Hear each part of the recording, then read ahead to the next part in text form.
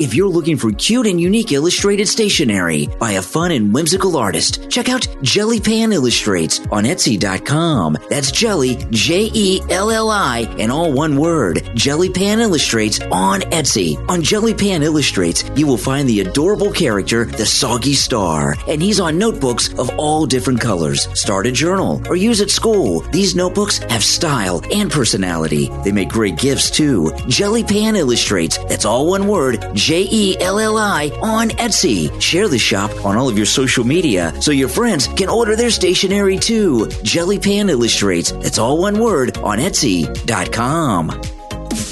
You are listening to The Brian Craig Show podcast. Broadcasting from sunny South Florida, Brian is joined by his wife and co-host, Kathy. Follow Brian on social media at BrianCraigShow.com. And now, Brian and Kathy. Welcome to the program, everyone. I'm Brian Craig, always joined by my wife and co-host, Kathy.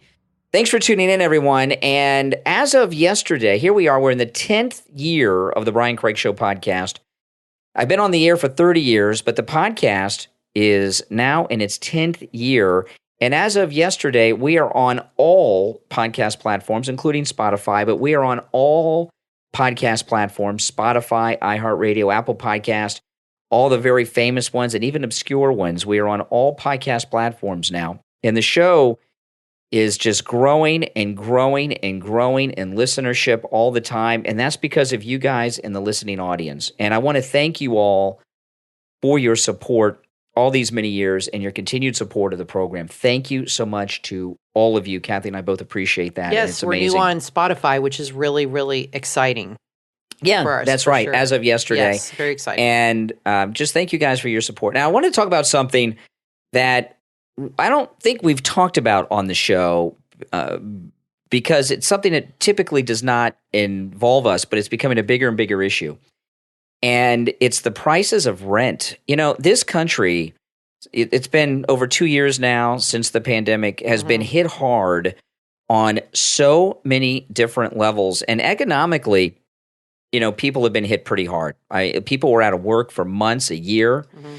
Some people, depending on what industry they're in, have not fully recovered, you know, so far as, you know, what's going on in them, depending on what part of the country they're in. And here in Florida, because Kathy and I live in Florida, there's been a mass exodus from states around the country, New York and California, Pennsylvania, and others, and people have been relocating in large part to Florida.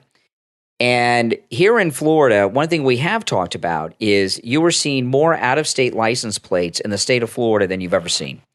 You know, we always have this time of year, we have what we call snowbirds, which are retirees who come to Florida for a few months out of the year, and then around Easter go home back to wherever they're from originally when it starts to warm up.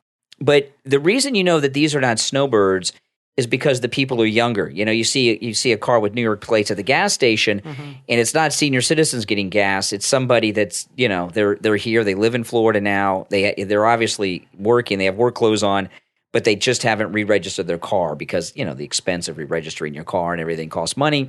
So they're waiting on that. And I'm sure you guys have heard about the mass migration to Texas and Florida and elsewhere from other states. And a lot of it has to do with restrictions put on other states because of COVID with, you know, things. And Florida's population, I think, has grown the most. And what it's done is it has driven the rents up through the roof. And our local news here in Florida is doing stories every day on people that are, if they're not homeless, are one step away from being homeless because they cannot afford the rents. They call it the working homeless. Yeah. And it's a real problem. And the local news is doing an ongoing stories. In fact, I follow one local news channel on my Facebook, and they put up a post today. They're looking for people that have stories of losing their home or apartment. In fact, somebody in my family, her rent has gone up so much, and she is actually probably going to relocate to Central Florida. Yeah, another part of Florida. Because to there's a lot of small towns in Florida. If you get north of Palm Beach County especially, but she lives in Broward County, and she's been in the same apartment a long time, and the rent is so high that she is thinking about seriously moving to Central Florida, to a smaller town. She'd have to get a new job. She's been with her company a long time.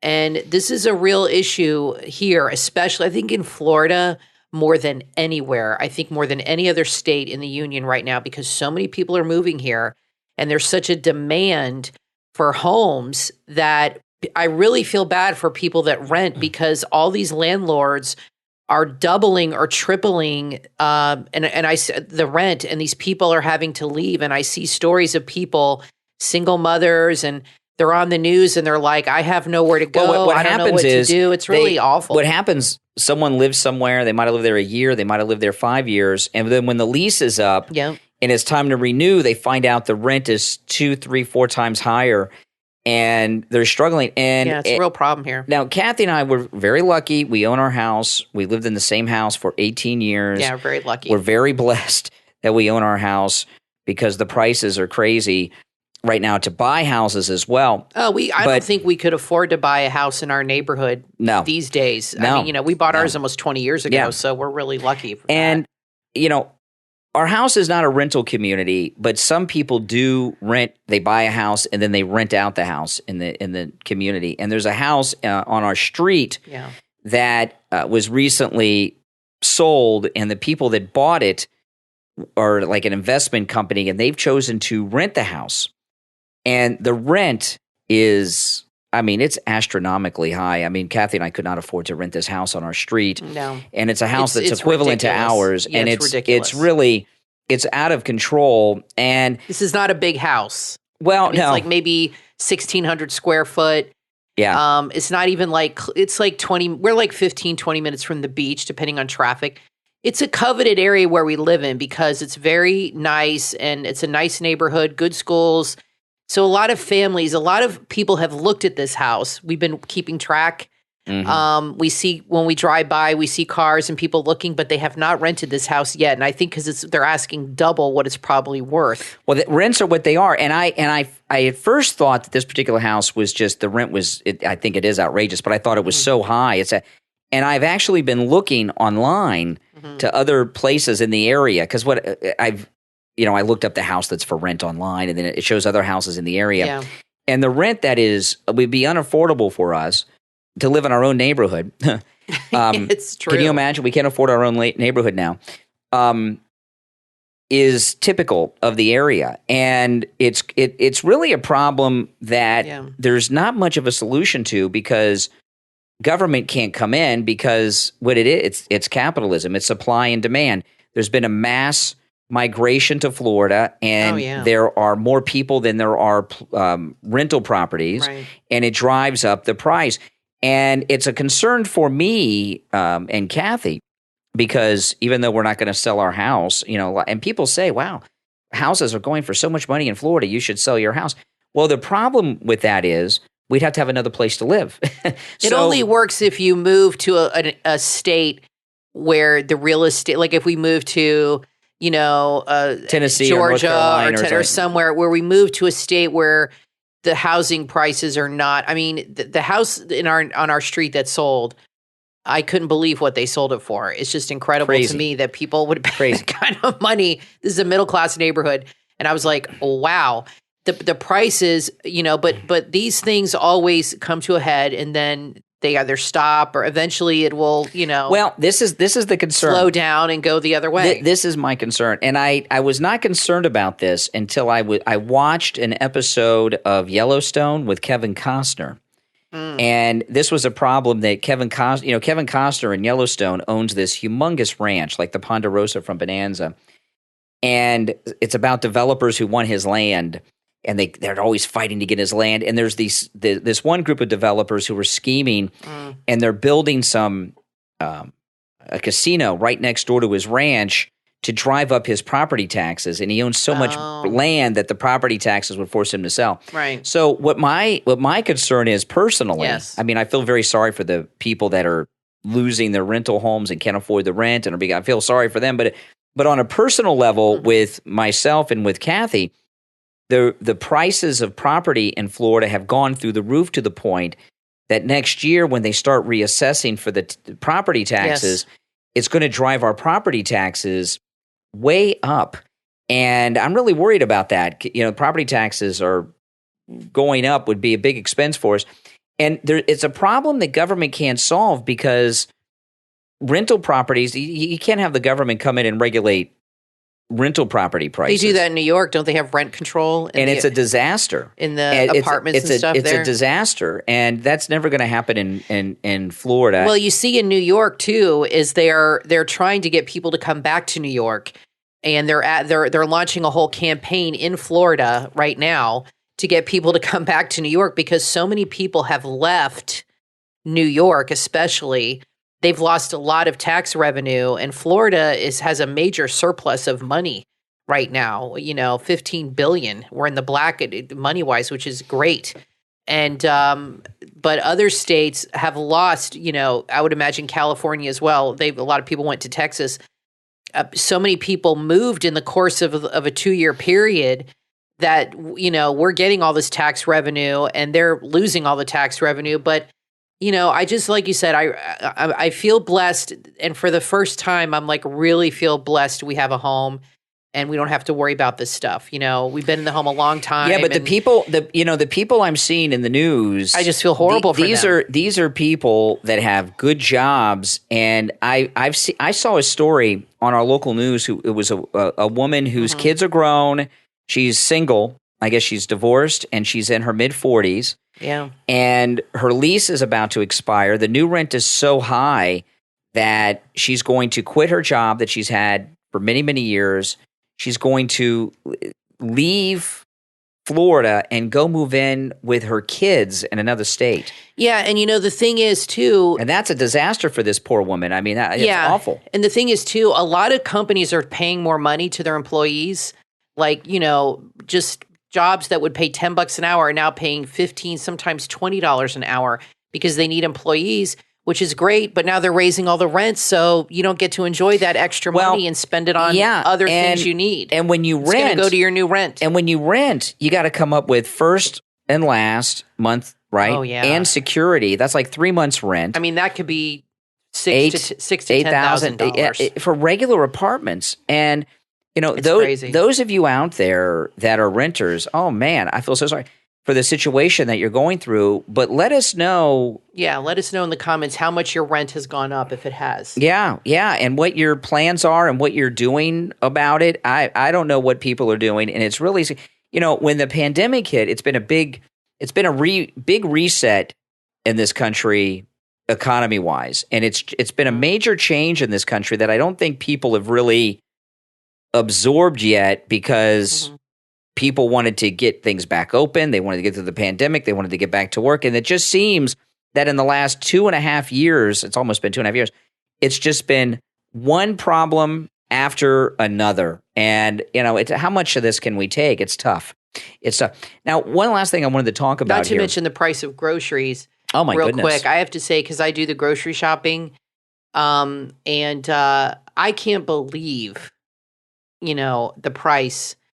I would say from 2 years ago, our grocery bill probably has gone up about 30%, and just in the last year. Yeah. And I look at things that I because a lot of people, you buy a lot of the same stuff. So let's just say, for instance, a 12 pack of Coke. I get one a week, right? One a week. It used to be a couple years ago, $5. Yeah. It is now over $9. Yeah. Almost double. Just like that Coke. is for Coca-Cola. Yeah. It's just water and syrup. Yeah. It's not even anything. It's not Exactly. like it's meat or chicken or it's water mixed with syrup. Well, that's crazy. Everything, with inflation. I mean, why does that have to be more money? Inflation drives the price of everything. I guess the gas and the truckers and Yeah, I filled up my car over the weekend, and it was $70 and either 18 cents or 16 cents. I can't remember how many cents it was. The 2 cents, I can't remember. But it was just over $70, $70 and change to fill up my car. It used to be a year and a half ago, $32 to fill up the same tank. And now it's $70 and some change. Now, one last thing I just wanted to talk about here is Elon Musk with Twitter. See, this is an amazing thing with Elon Musk and Twitter. He just got appointed to the board of directors. Well, that's right. Today. And, Elon Musk is the majority shareholder right now of Twitter. Mm-hmm. And Twitter, even amongst its own major shareholders, there's been a lot of controversy because of restrictions and everything else on Twitter. And Elon Musk really kind of began talking about an edit button on Twitter, which seems so trivial, but so important at the same time. They're going to add that. And the thing with the edit button, okay, I have more typos when I post something on social media than and and sometimes it's just because the autocorrect will do it. Sometimes I'll do it. Sometimes you just hit the wrong key and then you post it and it's there. And the way Twitter works, you can't edit it. You got to delete it. So sometimes I won't notice right away. It might be the next day I'll notice, I have a typo there, so I'll delete it. And then I'll start to get DMs from people. Mm-hmm. Why'd you delete your tweet? What's going on? What's going on? Are you being shadow banned? These kind of things. And no, I just didn't want to look like an idiot that couldn't spell. So I deleted it. But that's coming, and it'll be interesting to see what other changes start to happen. Well, I was talking about the edit button with our daughter, and she told me why there is not an edit button on Twitter, and this makes a lot of sense. Okay, so you comment on a thread, like you see, you're on your Twitter feed, you comment on a thread, you're commenting on the tweet. Well, and this will be a big problem with Twitter, okay, when they get the edit button in. So people have commented on the thread, but then somebody comes in later and they edit it and they change what they tweeted. Yeah, but they can edit Facebook posts and people comment on those Yeah, too. but Facebook, I don't think, so what's going to happen is, your comment will be put in a whole nother context if they edit what they tweeted. If that happens, though, the comments won't make sense. If they really change what they've said.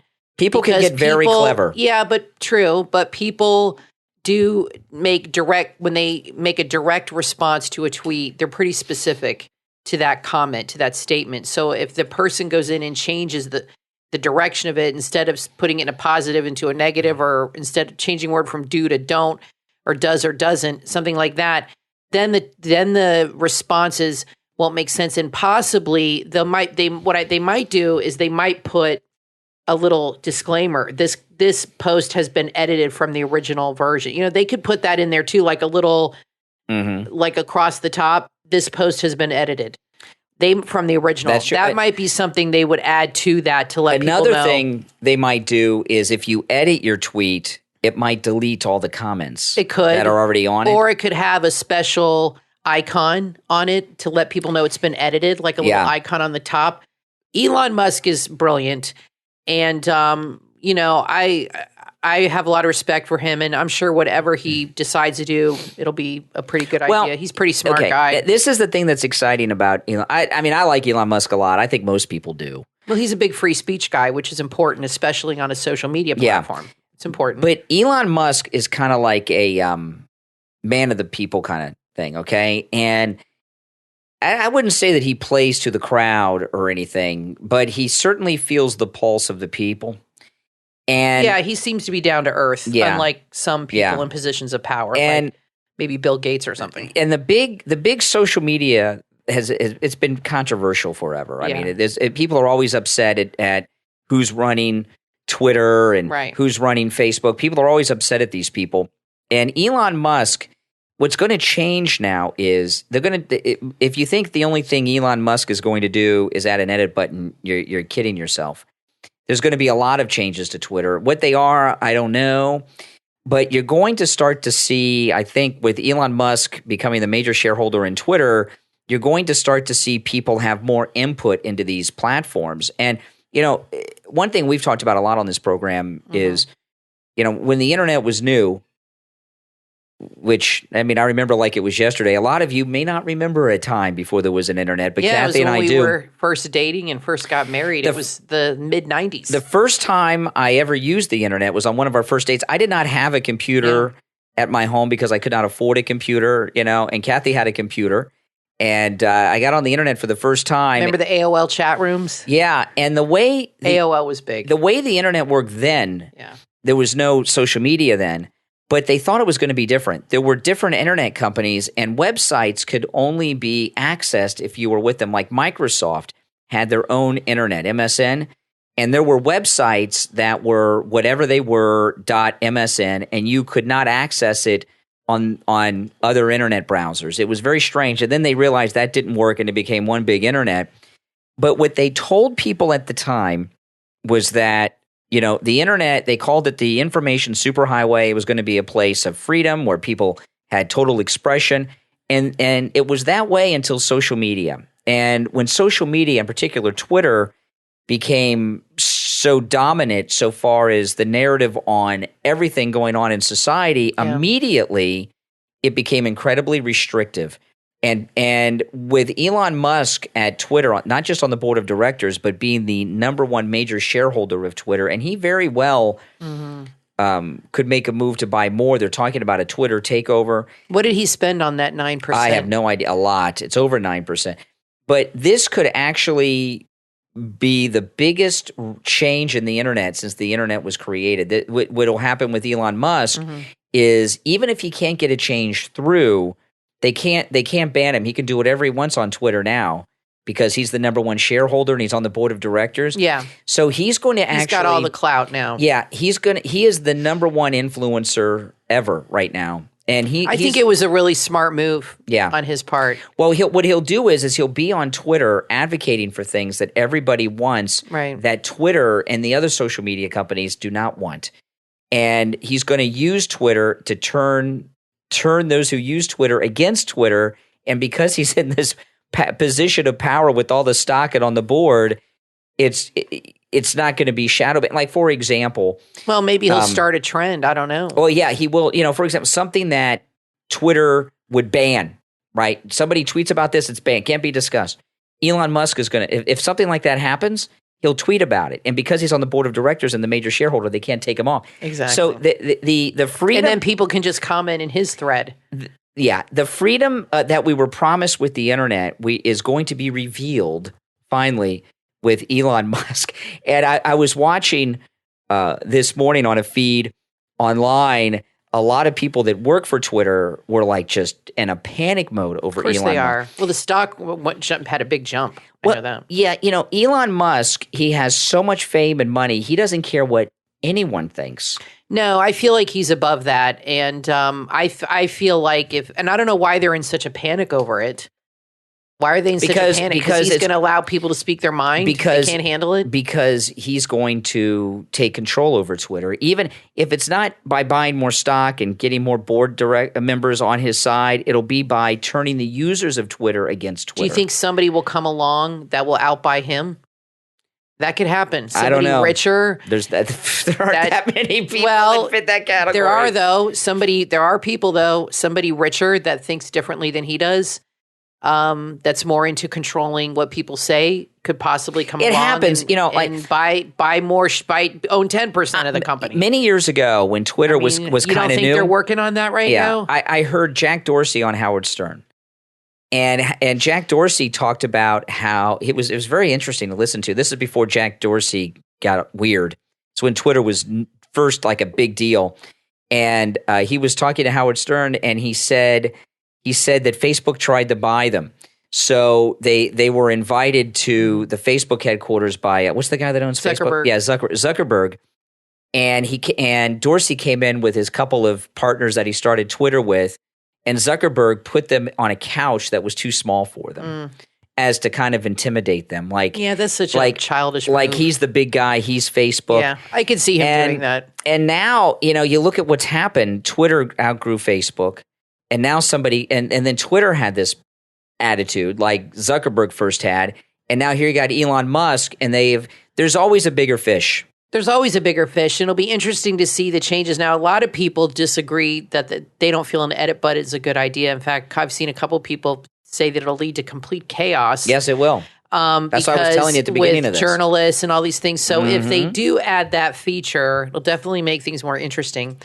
Like I said, they need to put some kind of indication on the tweet that it's been edited from the original form, some kind of an icon or some kind of a tag on it to let people know that it has been edited In fact, they might even do it where they show the original tweet and the new tweet. They might even show both versions. Well, I think it should delete any comments that have been made by people. Well, I don't know about retweets. that. You could have thousands of comments, and then somebody has a spelling error they want to correct. But they may listen. We know that the internet is filled with a bunch of wise guys. So someone could put a tweet up and write something. I'm sure people will have fun with it, no doubt. Write something about how much they love M&Ms and ask everyone to comment. I say how much they love puppies. Yeah, I say that because there's a tray of M&Ms here on the desk. And then they change it, and then they say something about Hitler. You understand? And people have retweeted that, and they've left it's a disaster. It would be confusing for sure because messaging, Twitter, whether you like it or not, is very important when it comes to news and what people are talking about and discussing, driving news cycles, influencing people, politicians, things like that. Because in a way, it's kind of like one big American focus group. And a lot of people gauge things by that. So in that sense, you're right. It can get very confusing. And, I could see people taking advantage of this in many ways. Absolutely. Well, listen, we're all out of time, but we will be back next time. I'm Brian. Always joined by my wife and co-host Kathy. Remember, we are on all podcast platforms now. And thank you all, guys, for making that possible. We'll talk to you next time. If you're looking for cute and unique illustrated stationery by a fun and whimsical artist, check out Jelly Pan Illustrates on Etsy.com. That's Jelly, Jelli, and all one word. Jelly Pan Illustrates on Etsy. On Jelly Pan Illustrates, you will find the adorable character, the Soggy Star, and he's on notebooks of all different colors. Start a journal or use at school. These notebooks have style and personality. They make great gifts too. Jelly Pan Illustrates, that's all one word, Jelli on Etsy. Share the shop on all of your social media so your friends can order their stationery too. Jelly Pan Illustrates, that's all one word, on Etsy.com.